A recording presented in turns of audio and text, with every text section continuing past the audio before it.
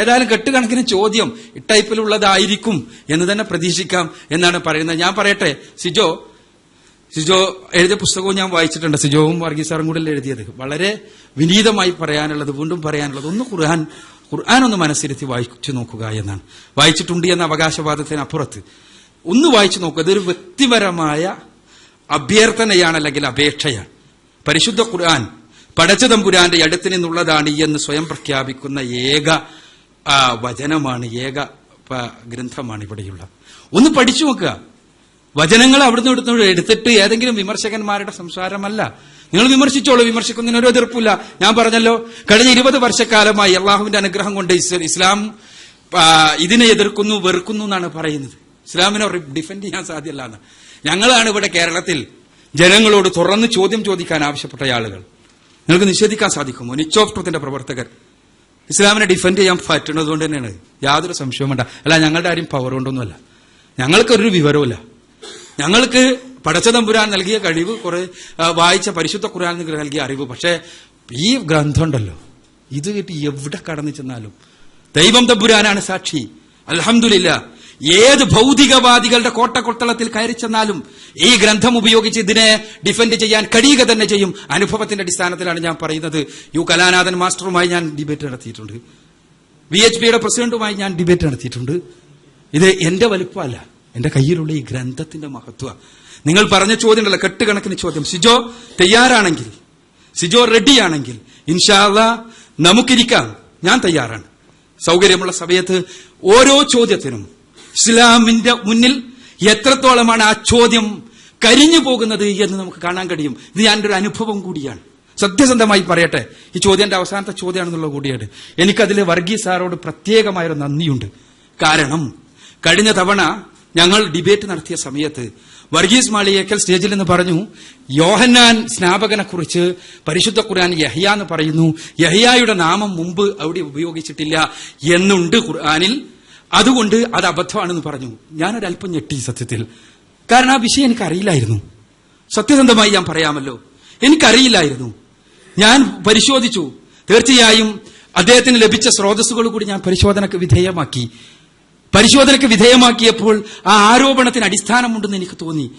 Bible പഴയ നിയമത്തിൽ പലതവണ പറഞ്ഞിട്ടുള്ള യോഹന്നാന്റെ പേര്, അത് മുമ്പ് ആർക്കും പറഞ്ഞിട്ടില്ല എന്ന് പറയുന്ന ഖുർആനിലെ വചനം. പക്ഷേ അൽഹംദുലില്ലാഹ്, ആ വചനം അബദ്ധമാണ് എന്നുള്ള മുൻധാരണയോടുകൂടി തന്നെ പരിശോധിക്കുവാൻ വേണ്ടി സന്നദ്ധമായപ്പോ പടച്ചതമ്പുരാനെ, പരിശുദ്ധ ഖുർആൻ ഒരു ധാരണവശാലും തെറ്റുപറ്റാത്ത മഹാഗ്രന്ഥമാണ് എന്നുള്ള വസ്തുത എനിക്കെന്റെ അനുഭവമായി എന്റെ മുന്നിൽ തെളിഞ്ഞു വന്നു സിജോ. അതുകൊണ്ട് മാത്രം ഇത് ഡിഫെൻഡ് ചെയ്യാൻ കഴിയുമെന്നുള്ള പൂർണ്ണ ബോധ്യത്തോടു കൂടി തന്നെയാണ് നിങ്ങളുടെ മുന്നിൽ എഴുന്നേറ്റ് നിന്നുകൊണ്ട് സംസാരിക്കുന്നത്. സഹോദരങ്ങളെ, അവസാനം എന്നുള്ള നിലക്ക് തീർച്ചയായും ഒരു ചോദ്യത്തിനും കൂടി അവസരമുണ്ടല്ലോ. അവസാനം എന്നുള്ള നിലക്ക് എനിക്ക് സൂചിപ്പിക്കാനുള്ളത് വളരെ വിനീതമായി പരിശുദ്ധ ഖുർആൻ ഒന്ന് പഠിക്കാൻ സന്നദ്ധമാവുക എന്ന് മാത്രമാണ്. അതിന്റെ ഉപചോദ്യം, താങ്കൾ വളരെ ആളുകളുമായിട്ട് ഡിബേറ്റ് നടത്തിയിട്ടുണ്ട് എന്ന് പറഞ്ഞു. താങ്കൾ ഡിബേറ്റ് നടത്തിയിട്ടുള്ള എല്ലാ CD-കളും തന്നെ ഞങ്ങൾ കളക്ട് ചെയ്തിട്ടുണ്ട്. എന്നാൽ പലപ്പോഴും താങ്കൾ അറിഞ്ഞോ അറിയാതെയോ പറ്റിപ്പോകുന്ന ഒരു അബദ്ധം, അത് പറയാതിരിക്കാൻ തരമില്ല. കാരണം നിച്ച് ഓഫ് ട്രൂത്തിന്റെ പ്രവർത്തകർ ആരെങ്കിലും ചെറിയ ഞങ്ങൾക്കൊരു സംശയമുണ്ടെന്നൊക്കെ പറഞ്ഞ് പറഞ്ഞിട്ട് അവരെ വിളിച്ച് ഡിബേറ്റിന് വരുത്തി വ്യക്തമായി ഖുർആൻ വായിച്ചിട്ടില്ലാത്തവരോ ഹദീസുകൾ എന്തെന്ന് അറിയാത്തവരോ അല്ലെങ്കിൽ ബൈബിളിനെ കുറിച്ച് ഇതേപോലെ ലോജിക്കലായിട്ട് പഠിക്കാത്തവരോ മനസ്സിലാക്കാത്തവരെയോ സ്റ്റേജിൽ വിളിച്ചു വരുത്തി ഒരു സമൂഹത്തെ മുഴുവൻ അവഹേളിച്ച് കാസറ്റ് ഇറക്കി, താങ്കൾ വലിയ സ്നേഹസംവാദം എന്ന മാസികയും ഇറക്കി. ഓക്കെ, അല്ല, അതിനെക്കുറിച്ച് പറയുകയാണ്. ഇറക്കിക്കൊണ്ട് താങ്കൾ ചെയ്യുന്ന ഇത്തരത്തിലുള്ള ആ പുസ്തകത്തിൽ താങ്കൾ ഒരു പേജ് കൂടി കൂട്ടിവെക്കണം. കാരണം എത്രമാത്രം അനാചാരങ്ങൾ, എത്രമാത്രം ഈ നിങ്ങളുടെ സമുദായത്തിൽ തന്നെ എന്തെല്ലാം നടക്കുന്നു, അതിനെതിരെ ഒരു അര പേജ് മാറ്റി വെക്കുക. അതല്ല നല്ലത്. അല്ലാതെ അവർ വീടുമായിട്ട് ഡിബേറ്റ് നടത്തി മറ്റൊരു സമൂഹത്തെ ആക്രമിക്കാൻ ശ്രമിക്കുന്ന വളരെ മോശമാണ് എന്ന് അവസരത്തിൽ ഓർപ്പിക്കുകയാണ്. അപ്പോൾ ഓക്കെ, ഞാൻ ഇവിടെ നിർത്തിയാണ്. സിജോ, എന്നെ സംബന്ധിച്ചിടത്തോളം, നിച്ച് ഓഫ് ട്രൂത്തിനെ സംബന്ധിച്ചിടത്തോളം ക്രൈസ്തവരാരായിരുന്നാലും കണക്കാ, ഹിന്ദുക്കൾ ആരായിരുന്നാലും കണക്കാ. നിങ്ങളുടെ സഭയായാലും അല്ലാത്ത സഭയാണെങ്കിലും നിങ്ങൾ ചോദിച്ചു നോക്ക്, എന്റെ മുന്നിലിരിക്കുന്ന ഇദ്ദേഹവുമായി ഞാൻ ഡിബേറ്റ് നടത്തിയിട്ടില്ല, ഈപ്പനുമായി. അതിന്റെ കാസറ്റ് ഇറക്കിയിട്ടില്ല, എഡിറ്റ് ചെയ്തിട്ടാണ് ഇറക്കിയത്. അല്ലേ? ഇപ്പം പറയട്ടെ ഇല്ലാന്ന്. ഇത് വർഗീസ് മാളിയക്കലായിട്ട് നടത്തിയിട്ടില്ലേ? പരസ്യവേദിയിൽ വെച്ചിട്ടല്ല നടത്തിയത്. ക്രിസ്ത്യൻ അപ്പോളജറ്റിക്സിൽ കേരളത്തിൽ നിന്ന് കാര്യമായി സംഭാവന ചെയ്യുന്ന ആളാണ് ഡോക്ടർ ജോൺസൺ ഫിലിപ്പ്. അപ്പോളജറ്റിക്സിന് വേണ്ടി നിങ്ങൾക്ക് അഭിപ്രായം ഉണ്ടോ ഇല്ലെന്ന് എനിക്കറിയില്ല. ഡോക്ടർ ജോൺസൺ ഫിലിപ്പായിട്ട് ഇതേപോലെ ഡിബേറ്റ് നടത്തിയില്ലേ? മുസ്ലിം സമുദായത്തിലെ അനാചാരങ്ങളാണെങ്കിൽ തീർച്ചയായും സുഹൃത്തിനെ അറിയാത്തതുകൊണ്ടാണ് ഇവിടെ ഞങ്ങൾ പറയുന്നതിന്റെ ഒരു 4 ഇരട്ടി ശക്തിയിൽ അവിടെ പറഞ്ഞ് പലപ്പോഴും ശക്തമായ വിമർശനങ്ങളും ശക്തമായ പ്രതികരണങ്ങളും വരെ ഏറ്റുവാങ്ങുന്ന ആളുകളാണ് ഞങ്ങൾ. അതെന്റെ സുഹൃത്തിനെ അറിയാത്തതുകൊണ്ടാ. കുറച്ചുള്ള ഫിന്നിക്ക് അറിയായിരിക്കും, അല്ലെ? ഫിന്നിക്ക് കുറച്ചുകൂടി അറിയും വ്യക്തിപരമായിട്ടെന്നുള്ളതുകൊണ്ടാണ് ഞാൻ പറഞ്ഞത്. കാരണം ഇത് ഞങ്ങൾ പറയുന്ന ഇത് ആരായിരുന്നാലും ഞങ്ങളെ സംബന്ധിച്ചിടത്തോളം സത്യസന്ധമായി പറയാലോ. എന്താന്ന് വെച്ചാൽ പരിശുദ്ധ ഖുർആൻ മാത്രമാണ് ദൈവികമെന്ന് ഉറപ്പുള്ള ഒരേ ഒരു ഗ്രന്ഥം ഞങ്ങൾ അറിയുന്നു. ഇസ്ലാമാണ്